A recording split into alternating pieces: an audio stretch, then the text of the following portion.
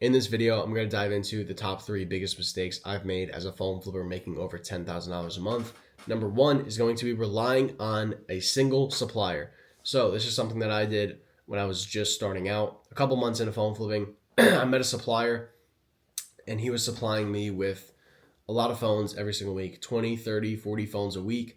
And I met him through Facebook ads, and I stopped my Facebook ads when I met him because I was making a lot of money through him, and I completely stopped what I was doing. I completely stopped what was making me a lot of money at the time, and I only relied on this single supplier to make me all of my money.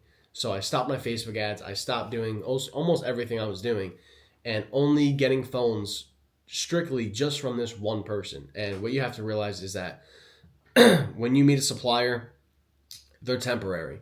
They're not going to stick around forever. Some suppliers will stick around for a couple weeks. Some will stick around for a month. Some will stick around for 9 months or a year.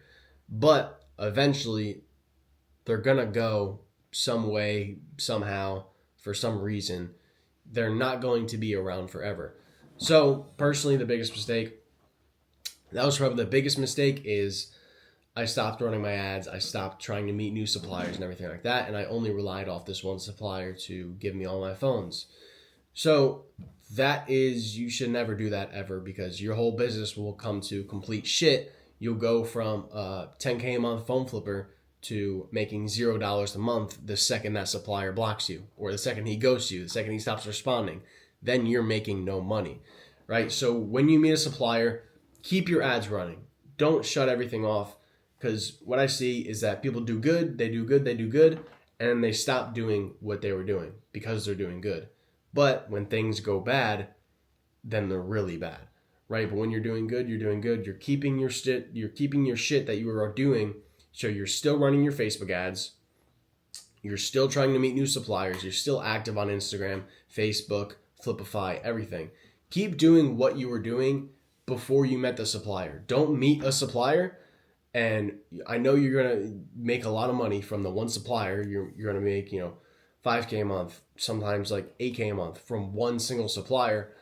Don't stop doing what you were doing because I know you feel like you're hot shit because you have a supplier or two suppliers, but just realize it could be gone all like that. So if you have a supplier, don't rely just off him to make you all of your money. So if you have a supplier, I would say run your Facebook ads. Like run Facebook paid ads so you could get phones in daily instead of just relying on one person. So you could meet new suppliers from the ads and you could also have people consistently bring you phones from there. So don't think you're hot shit because you're making $10,000 a month or $5,000 a month from a supplier because it could all be gone like that. And if you don't have something that you're already doing, you're already building up, then everything is gone and you're pretty much starting from scratch right when you lose that person. So yeah, don't do that. And by the way, if you want me to help you with phone flipping and you want me to join your team and build with you, whether you're starting from scratch or you're already making thousands of dollars a month with this, but you want to scale, you could book a call with me using the first link in the description. I definitely have a system down that's working for every single client I'm working with. Some people join me making $10,000 a month. We scale them up to 15. Some people join me starting from complete scratch and we get them to 2K, 3K, 4K, 5K a month. So if you want me to help you build, you could book a call with me using the first link in the description and I'll help you out with phone flipping, give you all the lessons I learned.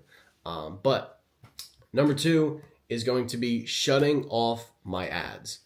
So this has been a struggle for my first full year of phone flipping. This has been a big thing for me is I used to shut off my ads a lot because what would happen is I would run my ads.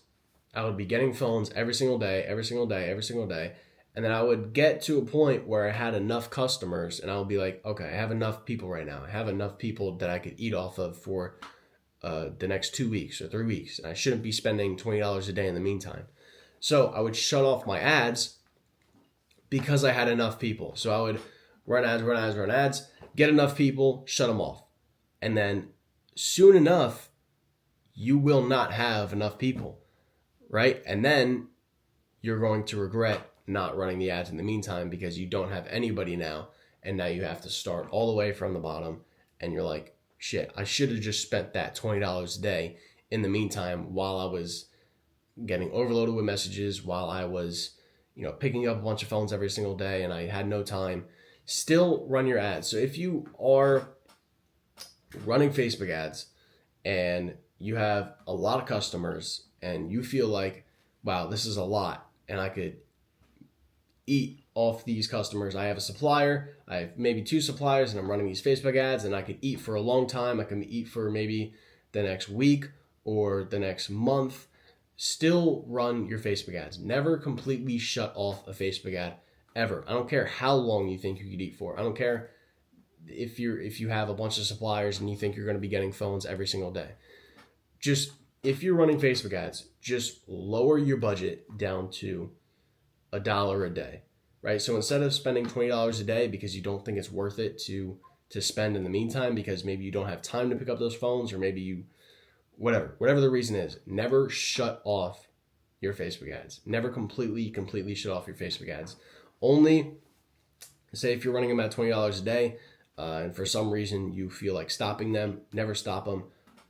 Lower the ad budget to $1 a day, because when you shut off a Facebook ad, you shut off everything. When you turn it back on, it's not going to be the same at all, right? So your Facebook ad might be absolutely crushing it, but you turn it off, and then when you turn it back on, it's not going to perform the same at all, because Facebook has to go through the whole entire process of relearning everything. It has to relearn everything.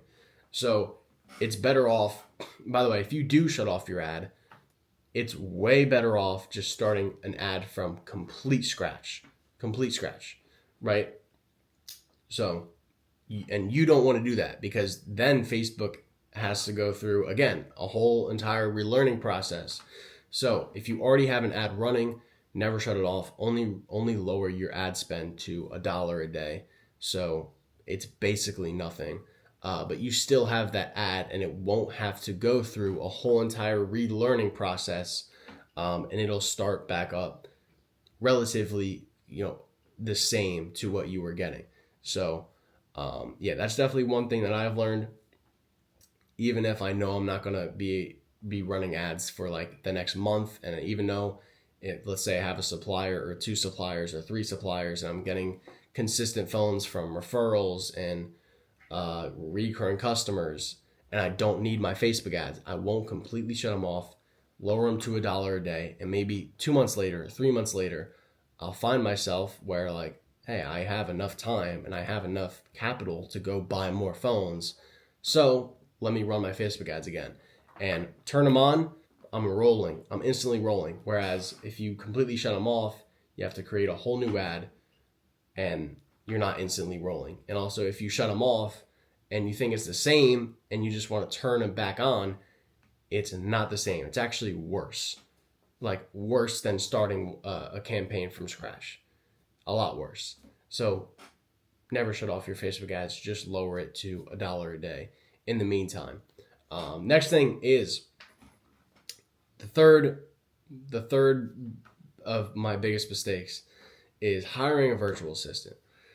Now, when I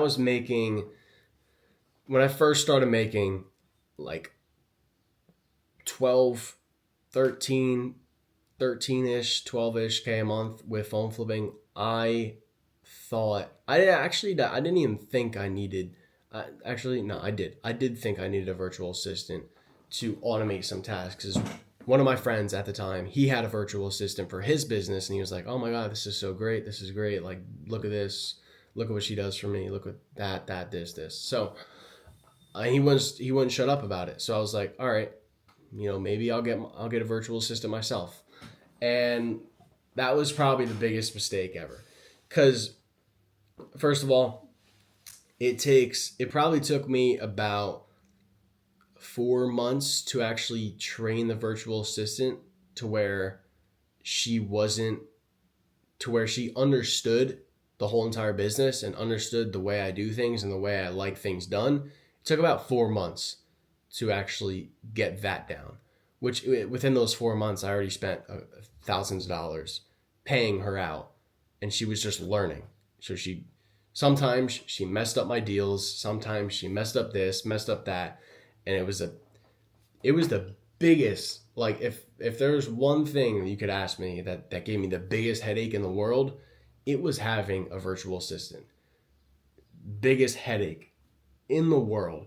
Maybe I just didn't go about it the right way, or I wasn't doing the right things, because some phone flippers have virtual assistants. But me personally, it was the worst headache I've ever had. And it felt like a waste of time. It felt like I was just paying somebody to just pay somebody. Like, they weren't really doing anything. I hired a virtual assistant to do my marketplace posts, and also respond to messages from my Facebook ads, and also reach out to people every single day on Facebook Marketplace. Now, when they would reach out to people every single day on Facebook Marketplace, they had a whole entire script of what to reach out to them to do. If they say this, you say that. If they say this, you say that. If they say this, you say that. That type of thing. And still couldn't get it down. Could not get that down at all whatsoever. Always would come to me with questions. And this is while I was working at a tire shop. So I was working hours upon hours a day at a tire shop. So I had to respond to this virtual assistant every single day, all day, because she was having issues. So that's really the reason I hired a virtual assistant, is because I did not really have enough time to do all these things that I wanted to be doing. So if you have enough time to be doing those things and you're just lazy and you don't want to do it, do it. Do it yourself. Because me personally, I was working 11 hours a day at a tire shop. So I really genuinely didn't have the time to respond to every single person on my Facebook ads, respond to every single person, and outreach to every single person, and then do marketplace posts and respond to every single person. So, yeah.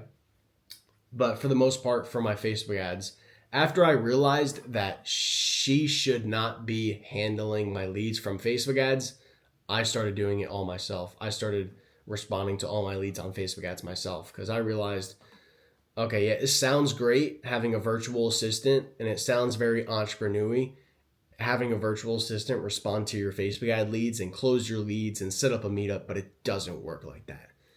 It doesn't. You do it yourself, please. Like, if there's one thing I could say, do it yourself. So, yeah. I started responding to all my leads on Facebook ads, because I quickly realized, okay, this is not helping. It's only hurting, and it sucks. And then,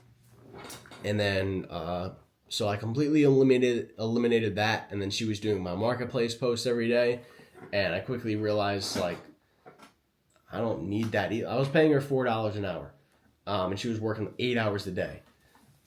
So I was spending a decent amount of money on something that wasn't making me any money at all. And then she was doing my marketplace posts. So at that point, she was only doing my marketplace posts, and also outreach, and she was also posting on my Instagram every single day. And that was also a complete headache, because I had to have a whole entire Google Drive of, like, what to post. Here's the pictures. Here's what to put in the description. Here, all that. And then when she would post it on my Instagram account, but from her device, it would look like so robotic. It would look so terrible. So when she would post on my Instagram account with my pictures and everything like that, she would be uploading it from her device over in the Philippines. And when she posted on my Instagram, it looked like absolute shit. Like, the quality was like, wow, this is, like, definitely a scammer. Like, that's what you would look at. If you were to look at the pictures that she was posting and see it on my Instagram, you would be like, this is not legit. This looks like a scam, because it was so low quality.